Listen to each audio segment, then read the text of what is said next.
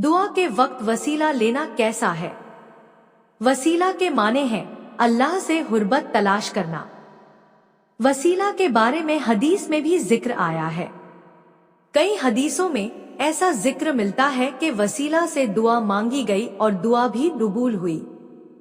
लेकिन किस तरह से वसीला हमें लेना चाहिए आप लोगों को नहीं पता होगा। कुरान हदीस की रोशनी में अगर देखेंगे तो हम आपको पूरा डिटेल से बताएंगे किस तरीके से आपको वसीला लगाना चाहिए। अपनी हाजतें पूरी कराने के लिए लोग ऐसी चीजों को भी वसीला बना लेते हैं जो अल्लाह के नजदीक नापसंदीदा है और जिसका जिक्र नबी करीम सल्लल्लाहु अलैहि वसल्लम की किसी भी हदीस से नहीं मिलता है और ना ही सहाबा और ताबेइन से मिलता है।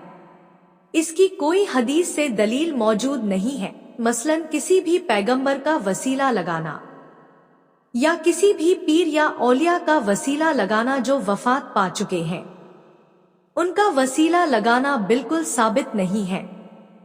बहुत से उलमा और आलिम दलील पेश करते हैं, कहते हैं हर चीज का एक जरिया होता है।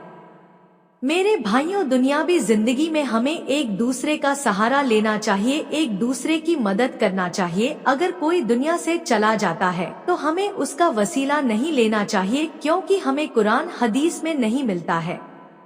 अगर कोई शख्स हमारे प्यारे नबी करीम सल्लल्लाहु अलैहि वसल्लम का वसीला लगाता है तो उसके ऊपर कोई फतवा नहीं लगाया जा सकता है। कुछ लोग ये भी कहते हैं अगर वसीला नहीं लगाया तो दुआ भी कबूल नहीं होगी। ये सरासर गलत है। अब हम आपको बताते हैं वसीला लगाने का सही तरीका क्या है। पहला वसीला।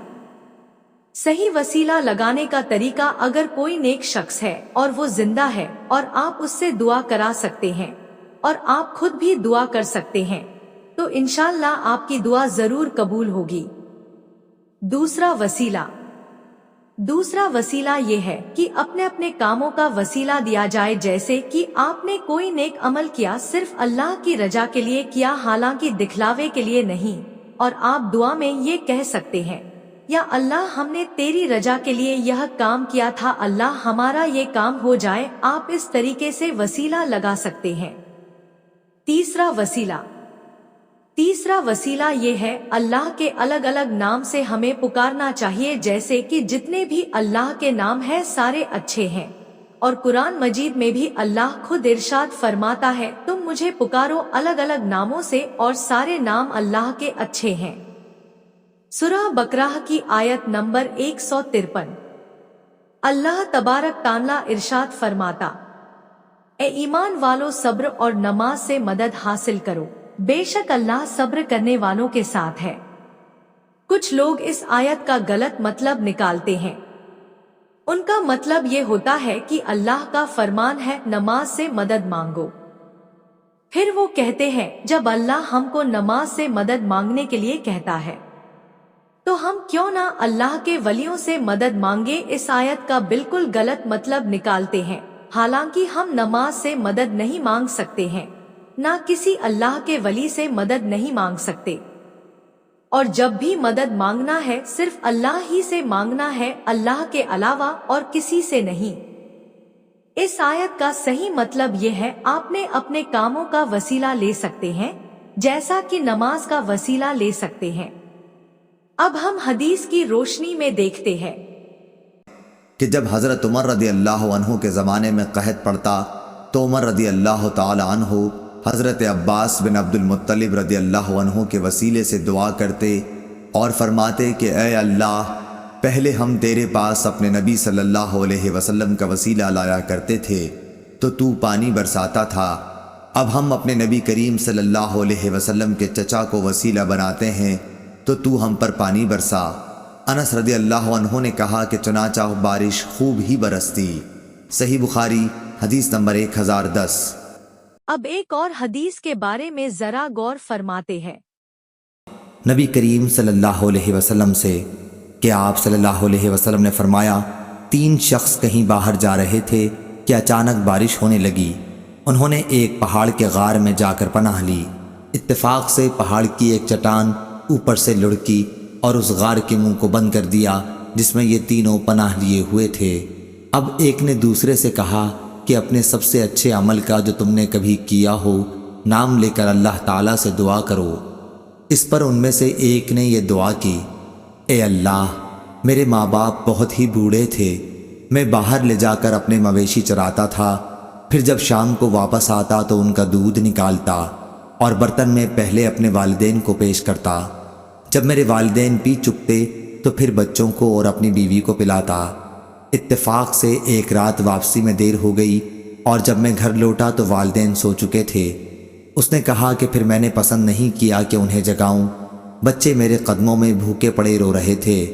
میں برابر دودھ کا پیالہ لیے والدین کے سامنے اسی طرح کھڑا رہا جہاں تک کہ صبح ہو گئی۔ اے اللہ، اگر تیرے نزدیک بھی میں نے یہ کام صرف تیری رضا حاصل کرنے کے لیے کیا تھا تو ہمارے لیے اس چٹان کو ہٹا کر اتنا راستہ تو بنا دے کہ ہم آسمان کو تو دیکھ سکیں۔ حضرت صلی اللہ علیہ وسلم نے فرمایا، چنانچہ وہ پتھر کچھ ہٹ گیا۔ دوسرے شخص نے دعا کی، اے اللہ، تو خوب جانتا ہے کہ مجھے اپنے چچا کی ایک لڑکی سے اتنی زیادہ محبت تھی جتنی ایک مرد کو کسی عورت سے ہو سکتی ہے۔ اس لڑکی نے کہا، تم مجھ سے اپنی خواہش اس وقت تک پوری نہیں کر سکتے جب تک مجھے 100 اشرفی نہ دے دو۔ میں نے ان کے حاصل کرنے کی کوشش کی اور آخر اتنی اشرفی جمع کر لی۔ پھر جب میں اس کی دونوں رانوں کے درمیان بیٹھا تو وہ بولی، اللہ سے ڈر اور مہر کو ناجائز طریقے پر نہ توڑ۔ اس پر میں کھڑا ہو گیا اور میں نے اسے چھوڑ دیا۔ اب اگر تیرے نزدیک بھی میں نے یہ عمل تیری ہی رضا کے لیے کیا تھا تو ہمارے لیے نکلنے کا راستہ بنا دے۔ حضرت صلی اللہ علیہ وسلم نے فرمایا، چنانچہ وہ پتھر 2/3 ہٹ گیا۔ تیسرے شخص نے دعا کی، اے اللہ، تو جانتا ہے کہ میں نے ایک مزدور سے 1 فرق جوار پر کام کرایا تھا۔ جب میں نے اس کی مزدوری اسے دے دی تو اس نے لینے سے انکار کر دیا۔ میں نے اس جوار کو لے کر بو دیا۔ کھیتی جب کٹی تو اس میں اتنی جوار پیدا ہوئی کہ اس میں سے میں نے 1 بیل اور 1 چرواہا خرید لیا۔ کچھ عرصے بعد پھر اس نے آ کر مزدوری مانگی کہ خدا کے بندے، مجھے میرا حق دے دے۔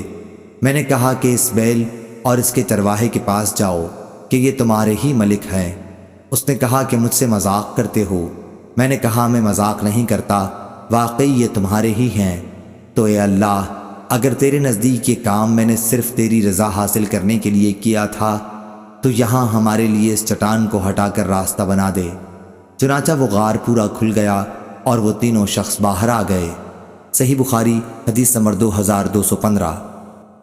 اب ایک اور حدیث کے بارے میں ذرا غور فرماتے ہیں۔ بن حنیف رضی اللہ تعالیٰ عنہ سے روایت ہے کہ ایک نابینا آدمی نبی صلی اللہ علیہ وسلم کی خدمت میں حاضر ہوا اور عرض کیا، میرے لیے دعا کیجئے کہ اللہ مجھے شفا دے۔ نبی صلی اللہ علیہ وسلم نے فرمایا، اگر تو چاہے تو میں تیرے لیے آخرت کی بھلائی چاہوں اور وہ تیرے لیے بہتر ہے، اور اگر تو چاہے تو میں دعا کر دوں۔ اس نے کہا، دعا ہی کر دیجئے۔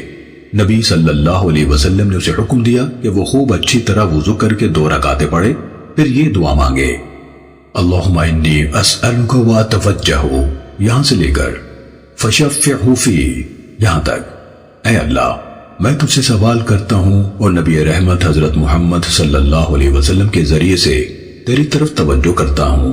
اے محمد، میں آپ کے ذریعے سے اپنی اس حاجت کے سلسلے میں اپنے رب کی طرف توجہ کرتا ہوں تاکہ وہ حاجت پوری ہو جائے۔ اے اللہ، نبی صلی اللہ علیہ وسلم کی شفاعت میرے حق میں قبول فرما۔ ابو اسحاق نے کہا، یہ حدیث صحیح ہے۔ سنن ابن ماجہ حدیث نمبر 1385۔